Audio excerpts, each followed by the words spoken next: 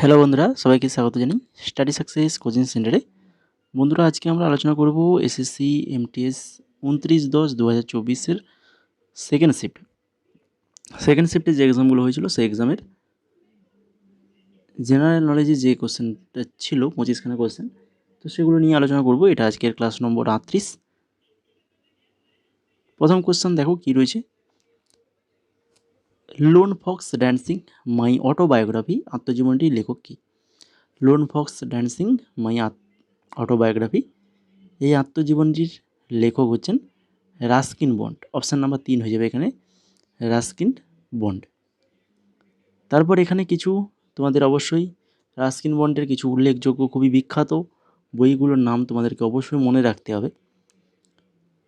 It's a wonderful life, যেটা Ruskin বন্ডের লেখা একটি বই। The blue umbrella, room on the roof, আর হচ্ছে রোডস টু মুসৌরি। এগুলো কিন্তু প্রত্যেকটা রাস্কিন বন্ডের লেখা। ভালো করে প্রত্যেকটার নাম ভালো করে মনে রাখো। তারপরে দেখো 2 নম্বর কোশ্চেন, পলাশী যুদ্ধ নিম্নলিখিত কোন সালে সংগঠিত হয়েছিল? পলাশী যুদ্ধ হয়েছিল হচ্ছে 1757। 1757 সালে হয়েছিল।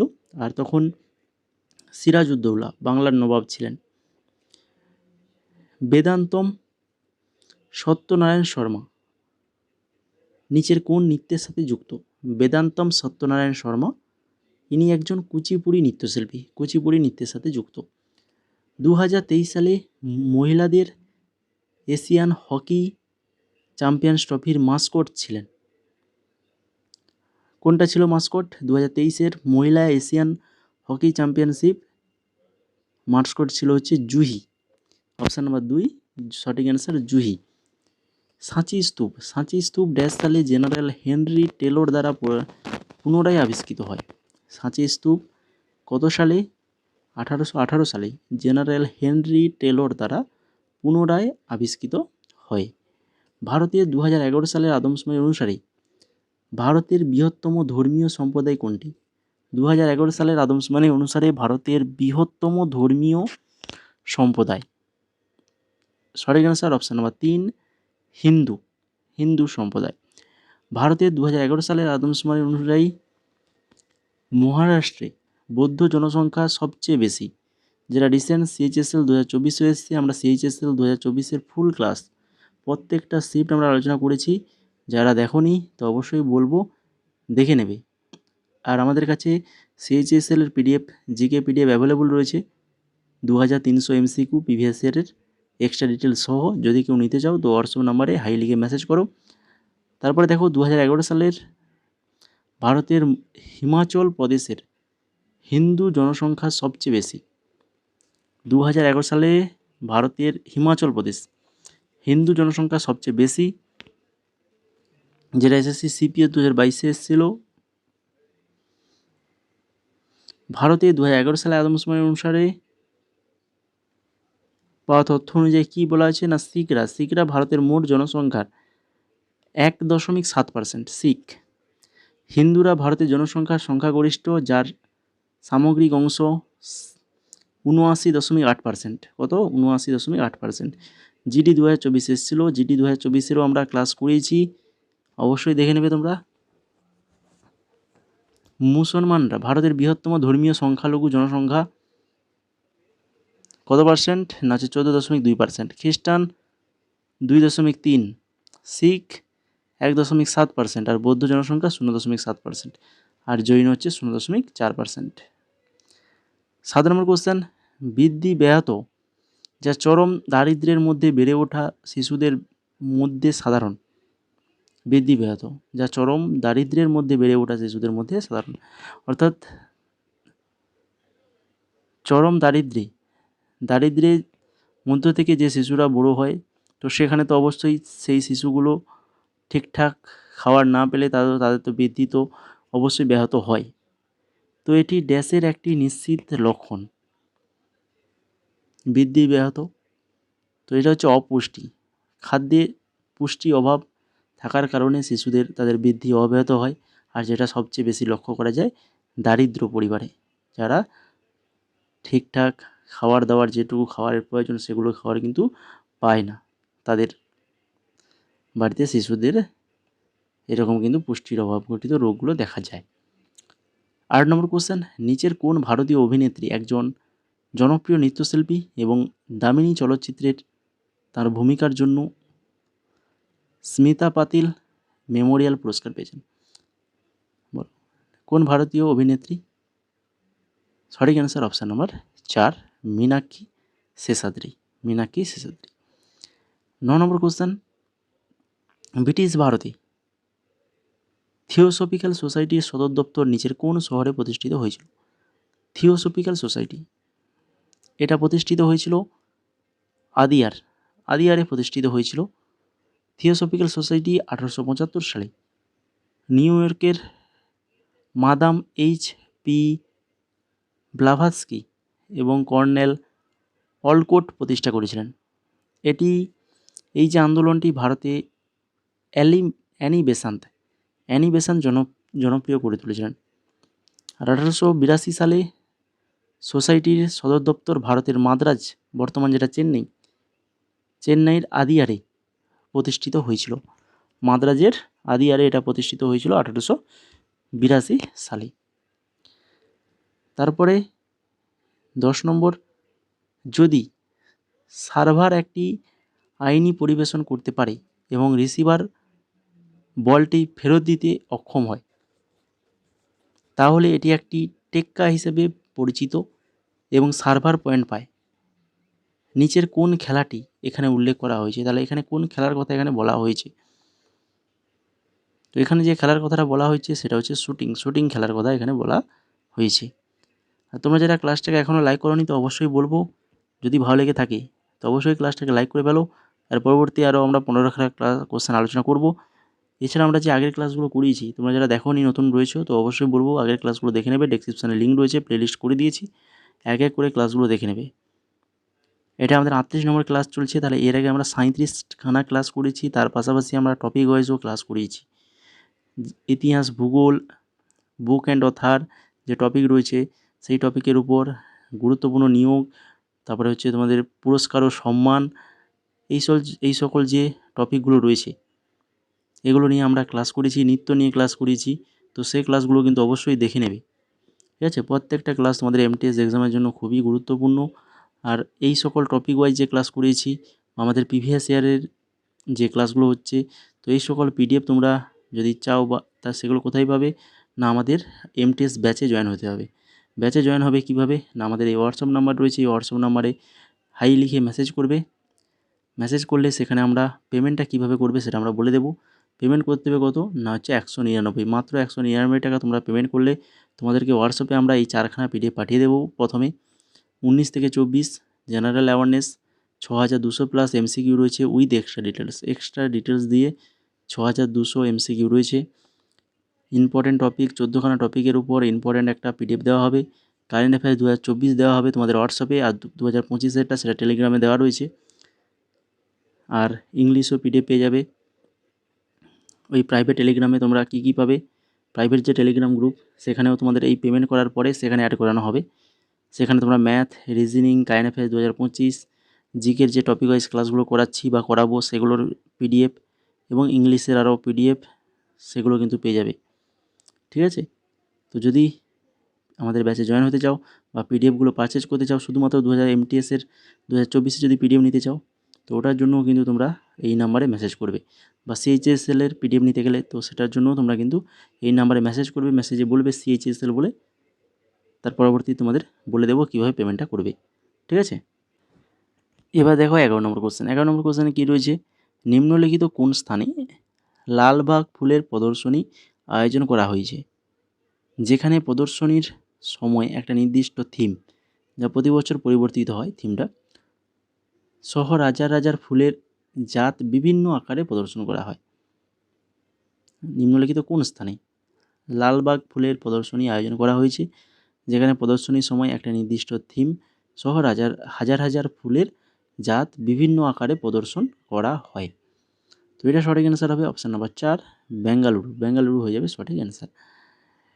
নভেম্বর 2023 সালে কি ভারতের প্রধান তথ্য কমিশনার হিসাবে নিযুক্ত হন? প্রধান তথ্য কমিশনার হিসাবে নিযুক্ত হন হীরালাল সামরিয়া। হেরালাল সামরিয়া হয়ে যাবে সঠিক অ্যান্সার। নরোডা ড্যাশ পাওয়ার স্টেশনটি উত্তরপ্রদেশে অবস্থিত। নরোডা ড্যাশ পাওয়ার স্টেশন, তো এটা হচ্ছে পারমাণবিক নরোডা পারমাণবিক পাওয়ার স্টেশন, যেটা কোথায় রয়েছে? উত্তরপ্রদেশে রয়েছে। তো এভাবে কোশ্চেন দেখো, এটা এভাবে কোশ্চেনটা করতে পারতো যে নরোডা পারমাণবিক পাওয়ার স্টেশন কোথায় রয়েছে, কোন রাজ্যে? তো উত্তরপ্রদেশ। তো সেটা না দিয়ে নরোডা এটা কি, কোন পাওয়ার স্টেশন? হচ্ছে পারমাণবিক পাওয়ার স্টেশন। বোঝা গেল। এরপরে চলে যাও 14 নম্বরে। ভারতের নিম্নলিখিত কেন্দ্রশাসিত অঞ্চলগুলির মধ্যে কোনটি জাতীয় বহুমাত্রিক দারিদ্র্য সূচকের সর্বনিম্ন দরিদ্র চিহ্নিত করেছে? একটি অগ্রগতি পর্যালোচনা 2023। বলো, ভারতের নিম্নলিখিত কেন্দ্রশাসিত অঞ্চলগুলির মধ্যে কোনটি জাতীয় বহুমাত্রিক দারিদ্র্য সূচকের সর্বনিম্ন দরিদ্রে চিহ্নিত করেছে? সঠিক অ্যান্সার অপশান নাম্বার 1 পুদুচেরি। কী হবে সঠিক অ্যান্সার? অপশান নাম্বার 1 হয়ে যাবে পুদুচেরি। এরপরে 15 নম্বর, সাইক্লোহেক্সেন নিচের কোন শ্রেণীর যৌগের অন্তর্ভুক্ত? সাইক্লোহেক্সেন এটা কোন ধরনের? না, এটা হচ্ছে একটা অ্যালিসাইক্লিক যৌগ, অ্যালিসাইক্লিক। অপশান নম্বর 4 সঠিক অ্যান্সার সাইক্লোহেক্সেন, যার সংকেত C6H12। C6H12 এর হচ্ছে আইপিক নেমটা হচ্ছে সাইক্লোহেক্সেন। 16 নম্বর কোশ্চেন দেখো, ভূগর্ভস্থ জলের একটি গুরুত্বপূর্ণ উৎস। তো ভূগর্ভস্থ জলের উপরের স্তরকে কী বলা হয়? ভূগর্ভস্থ জলের উপরের স্তরকে বলা হয় জল পৃষ্ঠ। কী বলা হয়? জল পৃষ্ঠ বলা হয়। এই জল পিঠের নিচে পাওয়া জলকে ভূগর্ভস্থ জল বলা হয়। ভূমিপৃষ্ঠ থেকে যে প্রক্রিয়া দ্বারা জল মাটিতে প্রবেশ করে তাকে কি বলা হয়? অনুশ্রবণ বলা হয়। ভূমিপৃষ্ঠ থেকে যে প্রক্রিয়ায় দ্বারা জল মাটিতে প্রবেশ করে তাকে অনুশ্রবণ বলা হয়। 17 নম্বর কোশ্চেন, মহিলা সংরক্ষণ বিল 2023 সংবিধান 128তম সংশোধনী বিল 2023 ড্যাশে লোকসভায় পেশ করা হয়। কবে লোকসভায় পেশ করা হয় এটা? 19শে সেপ্টেম্বর 2023। 19শে সেপ্টেম্বর 2023-এ। ভারতীয় সংবিধানের নিচের কোন অংশে ইউনিয়ন ও রাজ্যের সম্পর্কে কথা বলা হয়েছে? ইউনিয়ন এবং রাজ্যের সম্পর্কে কথা বলা হয়েছে হচ্ছে একাদশ অংশ। কত অংশ? একাদশ। একাদশ খণ্ডের দ্বিতীয় অধ্যায় ধারা 256 থেকে 263 কেন্দ্র ও রাজ্যের প্রশাসনিক সম্পর্ক নিয়ে আলোচনা করে। একাদশ খণ্ডের প্রথম অধ্যায়ের ইউনিয়ন এবং রাজ্যগুলির মধ্যে আইনসভার সম্পর্ক নিয়ে আলোচনা করা হয়েছে। একাদশ খণ্ডের প্রথম অধ্যায়। নিচের কোথায় বাল গঙ্গাধর তিলককে হোম রুল আন্দোলন সক্রিয় ছিল? নিচের কোথায় বাল গঙ্গাধর তিলকের হোম রুল আন্দোলন সক্রিয় ছিল? মহারাষ্ট্র। কোথায়? মহারাষ্ট্রে। এখান থেকে দেখে নাও, হোম রুল আন্দোলন যেটা 1916 সালে শুরু হয়েছিল। হোম রুল আন্দোলনের মূল উদ্দেশ্য ছিল হচ্ছে সাংবিধানিক পদ্ধতি ব্যবহার করে ব্রিটিশ সাম্রাজ্যে ভারতের জন্য স্বশাসন প্রতিষ্ঠা করা। অ্যানি বেসান্ত এবং বাল গঙ্গাধর তিলকের নেতৃত্বে 1916 সালে দেশে হোম রুল আন্দোলন শুরু হয়েছিল। তাহলে অ্যানি বেসান্ত এবং বাল গঙ্গাধর তিলকের নেতৃত্বে 1916 সালে। বাল গঙ্গাধর তিলক আন্দোলনের সময় জনপ্রিয় স্লোগান দিয়েছিলেন, গৃহ শাসন আমার জন্মগত অধিকার এবং আমি তা পাবো। গৃহ শাসন আমার জন্মগত অধিকার, আমি তা পাবো। তাহলে এটা কে বলেছিল? বাল গঙ্গাধর তিলক। কখন বলেছিল? এই হোম রুল আন্দোলনের সময়। ঠিক আছে। 1915 থেকে 16 সালে প্রতিষ্ঠিত হোম রুল লীগগুলি ভারতীয় জাতীয় কংগ্রেস সহায়ক একক হিসাবে কাজ করেছিল। ভারতীয় জাতীয় কংগ্রেসের সহায়ক একক হিসেবে কাজ করেছিল। তারপরে 20 নম্বর কোশ্চেন, বিন্দুসার কখন মৌর্য সিংহাসনে আরোহণ করেন? বিন্দুসার কখন মৌর্য সিংহাসনে আরোহণ করেন? সঠিক অ্যান্সার 257 খ্রিস্টপূর্বাব্দ। 297 খ্রিস্টপূর্বাব্দে মৌর্য সিংহাসনে আরোহণ করেছিলেন। এরপরে দেখো, এখানে বিন্দুসার ছিল ভারতের দ্বিতীয় মৌর্য সম্রাট এবং মৌর্য রাজবংশের প্রতিষ্ঠাতা চন্দ্রগুপ্ত মৌর্যের পুত্র। গ্রিকরা তাকে অমৃত ঘাত বা অমৃত্যচেটেস নাম দিয়েছিলেন, যা সংস্কৃতের শত্রুদের ধ্বংসকারী হিসাবে অনুবাদ করা হয়। আর অশোক ছিলেন বিন্দুসারের পুত্র। অশোক ছিলেন বিন্দুসারের পুত্র। বিন্দুসার চন্দ্রগুপ্ত মৌর্যের মৃত্যুর পর মৌর্য সাম্রাজ্যের সিংহাসনে বসেন।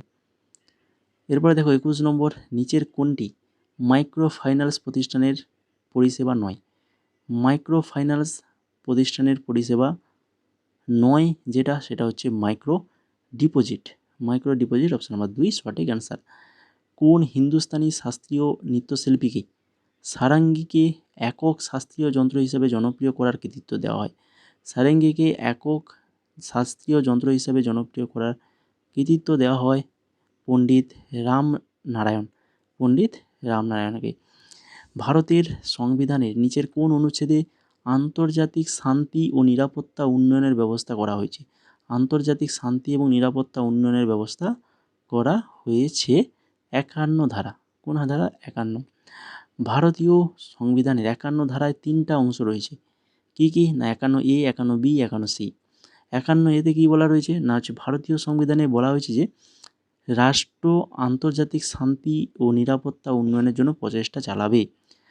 51B-তে বলা রয়েছে রাষ্ট্র জাতির মধ্যে ন্যায়সঙ্গত ও সম্মানজনক সম্পর্ক বজায় রাখবে। আর 51C, রাষ্ট্র একে অপরের সাথে সংগঠিত জনগণের লেনদেনের ক্ষেত্রে আন্তর্জাতিক আইন এবং চুক্তির বাধ্যবাধকতার প্রতি শ্রদ্ধাশীল হবে এবং সালিসি দ্বারা আন্তর্জাতিক বিরোধ নিষ্পত্তি উৎসাহিত করবে। 24 নম্বর কোশ্চেন, মংলা তেল ক্ষেত্রটি রাজস্থানের কোন জেলায় অবস্থিত? তো মংলা তেল ক্ষেত্র এটা কোন রাজ্যে রয়েছে? রাজস্থানে রয়েছে। তো রাজস্থানের কোন জেলায় রয়েছে? না সেটা হচ্ছে বারমেরে রয়েছে। এরপরে লাস্ট কোশ্চেন আজকের ক্লাসের, স্ক্যাপোপোডা মোলাস্কা ডেন্টালিয়ামের প্রজাতি সাধারণত কী নামে পরিচিত? ডেন্টালিয়ামের প্রজাতির সাধারণত কী নামে পরিচিত? না হচ্ছে দাঁতের খোলস নামে পরিচিত। তো এই হচ্ছে আজকের মোট 25খানা কোশ্চেন। আশা করি সবার এতক্ষণে ক্লাসটা ভালো লেগে গেছে। তো যদি ভালো লেগে থাকে তো অবশ্যই ক্লাসটাকে লাইক করো, বন্ধুদের শেয়ার করো এবং কমেন্ট করে জানাও কেমন লাগলো। তার পাশাপাশি সাবস্ক্রাইবটা কিন্তু অবশ্যই করে দাও, তাহলে পরবর্তী ক্লাসটা অবশ্যই সবার আগে তুমি পেয়ে যাবে। ঠিক না? সাবস্ক্রাইব করে বেল আইকনে ক্লিক করে রাখলে তো আমরা যখনই ক্লাস আপলোড করব তোমার কাছে কিন্তু নোটিফিকেশান চলে যাবে। এছাড়া আমাদের টেলিগ্রামে জয়েন করে যাবে যেখানে তোমাদের সমস্ত কিছু কোনো কিছু জিজ্ঞাসা থাকলে করতে পারবে। তার পাশাপাশি নতুন জব রিলেটেড আপডেট এবং তোমাদের যে এক্সাম, এই MTS এক্সামের রিলেটেড সমস্ত প্রকারের আপডেট তোমরা পেয়ে যাবে সবার আগে আমাদের এই টেলিগ্রাম চ্যানেলে। তো তার জন্য আমাদের টেলিগ্রামে যুক্ত থাকো এবং বিভিন্ন নোটস তো অবশ্যই পাবে এখানে। আর আমাদের ব্যাচে যদি জয়েন হতে চাও, প্রাইভেট টেলিগ্রাম গ্রুপে যদি অ্যাড হতে চাও, তো অবশ্যই তোমাদেরকে কী করতে হবে? 199 টাকা পেমেন্ট করতে হবে। তার জন্য তোমাদেরকে আগে আমাদের হোয়াটসঅ্যাপে মেসেজ করতে হবে। হোয়াটসঅ্যাপ নাম্বার রয়েছে, তো এই নাম্বারে তোমরা মেসেজ করো। মেসেজ করলে ওখানে আমরা প্রসেস বলে দেবো। তো পিডিএফের মধ্যে তোমরা 4খানা পিডিএফ, তো এই 4খানা পিডিএফ তো হোয়াটসঅ্যাপে পেয়ে যাবে, যেগুলো প্রিন্ট আউট করতে পারবে, কোনো সমস্যা হবে না। প্রিন্ট আউট তোমরা করতে পারবে। আর বাকি math, reasoning, current affairs 2024, GK, topic wise English, এগুলো সমস্ত কিছু আমাদের টেলিগ্রামে কিন্তু অলরেডি দেওয়া হয়ে গেছে। বা আরও কিছু যে টপিক ওয়াইজ ক্লাসগুলো করাবো সেগুলোর পিডিএফগুলো আমরা ওখানে দেবো। ঠিক আছে? কারেন্ট অ্যাফেয়ার্সেরও কিছু দেওয়া হবে, কোশ্চেন এখনও বাকি রয়েছে। তো যারা এই পিডিএফগুলো নিতে চাও তো দেরি করো না, হোয়াটসঅ্যাপ নাম্বার রয়েছে, এই হোয়াটসঅ্যাপ নাম্বারে হাই লিখে মেসেজ করো।